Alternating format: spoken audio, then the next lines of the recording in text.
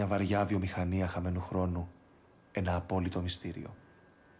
Η τέχνη του να επιτρέπει στον καιρό να κυλάει και να μην αφήνει πάνω σου σημάδια. Μια ευγενική πράξη απέναντι στον εαυτό σου και γιατί όχι, απέναντι στην ανθρωπότητα. Δηλαδή αν έρθει η Σίντι Κρόφορντ και σου στηθεί, εσύ πέρα βρέχει. Το σπέρμα δεν είναι για πέταμα. Το ότι θέλει όλη η ανθρωπότητα να εξπερματώσει απάνω της. Εσύ δεν γεννάτε. Μπορεί να μην θέλει να συνουσιαστεί ο κύριος. Υπάρχει πρόβλημα δηλαδή. Βρε όλος ο κόσμος θέλει να επιδείξει. Δηλαδή εσύ τι είσαι ο μάγκας και εγώ τι είμαι ο μαλάκας. Επαναλαμβάνω. Το σπέρμα δεν είναι για πέταμα.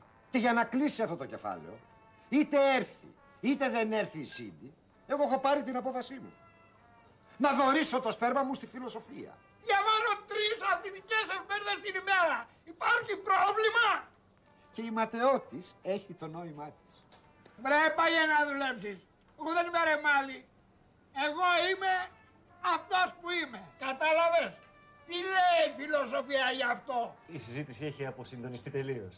Τι πίνει ο κύριος από εμένα, ναι. Υπερέτη.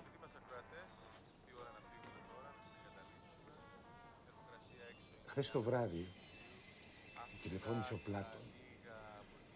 Ο φιλόσοφος. Ποιος άλλος? Και τι σου είπε? Άσε μη μάθεις. Θα μπλέξεις. Άντε γαμίσου. Βρε γαμίσου. Γαμίσου.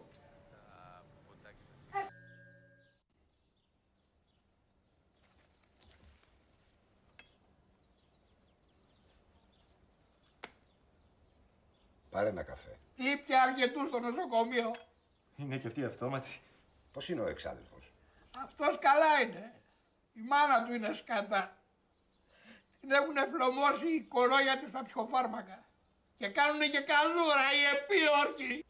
Πάντως ομολογώ πως πρέπει να είναι πολύ γυμνασμένο άτομο ο εξάδελφος. Ναι, την ψάχνει με τη γυμναστική. Και οι κολογιατροί, οι κυλαράδες, κάνουνε χαβαλέ. Είναι κομπλεξικοί και δεν μπορούν να το κάνουνε κι αυτοί. Πώς τον πήγατε στο νοσοκομείο? Δεν μπορούσε καν να μιλήσει. Άμα σπάσει ο αφιένας δεν μπορεί να κινηθείς. Και δεν ξέρανε ποιον να πάρουν πρώτον, αυτόν ή τη μάνα του. Τι σου είναι και αυτές οι μανάδες. Αδιόρθωτες. Μπαίνουν και διακόπτουν.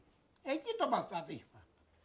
Μπαίνει ξαφνικά μέσα η μάνα του, τη βλέπει αυτό και σοκάρεται, κάνει μια απότομη κίνηση, σπάει ο αφιένας του και μένει με τα αρχίδια στα μάτια. Τι να πω? Όχι, εγώ τον παραδέχομαι. Τόση γυμναστική για να μάθει να κάνει τσιμπούκια στον εαυτό του. Είναι θέμα αυτοσυγκέντρωσης. Είναι δύσκολο αυτό. Πρέπει να κάμψεις τόσο πολύ τη σπορτιλική στήλη που σε πονάει, πονάνε τα άλατα, σε τραβάει μέσα σου. Είναι πολύ δύσκολο.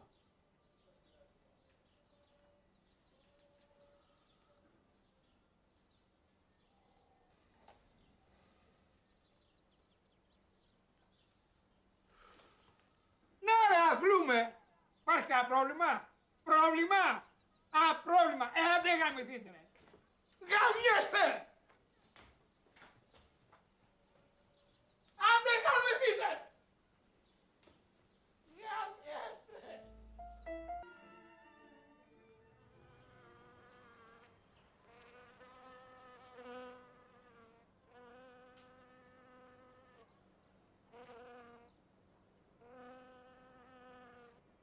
Μία μέρα! Αύριο! Όχι! Αύριο και μία μέρα! Αυτή η μία μέρα είναι το κλειδί της επιτυχίας. Μεθαύριο!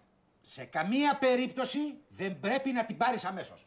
Αφού αυτή σου δώσε το τηλέφωνό της, εσύ είσαι αυτός που καθορίζει το παιχνίδι. Θα την βασανίσω, θα την πάρω μετά από 3 μέρες. Και γιατί δεν την παίρνεις μετά από 2 εβδομάδες? Να της πεις ότι βρήκες το τηλέφωνό της τυχαία ανάμεσα στα χαρτιά σου, να τη ρωτήσεις πού γνωριστήκατε γιατί δεν την πολύ θυμάσαι, και αν σε παίρνει, να τη βάλεις να σου διηγηθεί πώς είναι.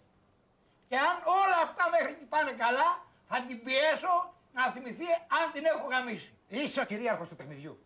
Εγώ! Είσαι ο κυρίαρχος του παιχνιδιού. Είμαι ο κυρίαρχος. Θα την κονιορτοποιήσω.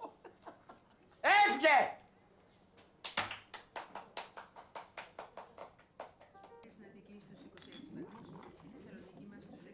Λοιπόν, αγαπητέ Τέλη, οφείλεις να ξέρεις ότι η δεκαετία που διανύουμε είναι η δεκαετία του τηλεφωνητή. Π.χ. ένα σωστό μήνυμα, ένα σωστό τηλεφώνημα μπορεί να σε πάει στον παράδεισο, ενώ ένα λάθος στην απόλυτη κόλαση. Φαντάσου δε ότι μπορεί να παίζει το μήνυμά σου στις φίλες της και να βγάζεις και γέλιο. Εγώ λέω να την πάρω από το κινητό για γκλάμορ. Όχι, Τέλη μου, όχι, αγόρι μου, όχι! Άφησε το κινητό! Σε θέλω απλό, απέριτο, δωρικό! Όλα θα παιχτούν εδώ στη φωνή. Όλα! Και να ξεκαθαριστεί από την πρώτη στιγμή ότι δεν έχεις ανάγκη την απάντησή της. Είσαι ένας χομπίστας. Είσαι ένας χομπίστας. Θέλω βαθιά φωνή, αισθησιακή, να τη διαπεράσεις όλη της στο κορμί. Έτσι, και όχι λεπτομέρειες. Όχι λεπτομέρειες. Ποιος είσαι και τέτοια. Σε θυμάται. Οφείλει να σε θυμάται. Εμπρός. Πάρ' την τώρα. Τηλεφώνησέ την. Χάρισέ της αυτήν την εμπειρία. Και όχι λεπτομέρειες. Όχι λεπτομέρειες, Τέλη. Οφείλει να σε θυμάται. Είμαι η Λίτσα. Αφήστε μήνυμα. Ναι, γεια. Είμαι ο... δεν μπορώ. Και μόνο που ακούω τη φωνή της στον τηλεφωνητή, διακατέχουμε από αίσθημα κατωτερότητας. Σκέψου την αγωνία της μόλις ακούσει το ημιτελές σου μήνυμα. Δώσ' της άλλη μια ευκαιρία.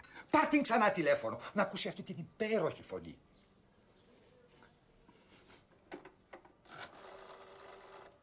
Είμαι η Λίτσα. Αφήστε μήνυμα. Ναι, είμαι ο Τέλης. Δεν μπορώ. Δεν είπαμε ότι σε θυμάται. Δεν επιτρέπεις στον εαυτό σου να μην σε θυμάται. Είπες και το όνομά σου. Λάθος. Πάρ' την ξανά τηλέφωνο. Παίξε με το θύμα σου. Σαρκοφόρο τέρας. Τίγρη. Χομπίστα. Είμαι η Λίτσα. Αφήστε μήνυμα. Ναι, είμαι ο Τέλης που με ξέρεις. Πάρε με στο τηλέφωνο μου 0944 956 724 να με πάρεις. Άμεσος, απλός, δωρικός, λιτός. Χομπίστας. Τελικά δεν ήταν και τόσο δύσκολο. Την έπεισες, αγόρι μου, με τη φωνή και την απλότητά σου.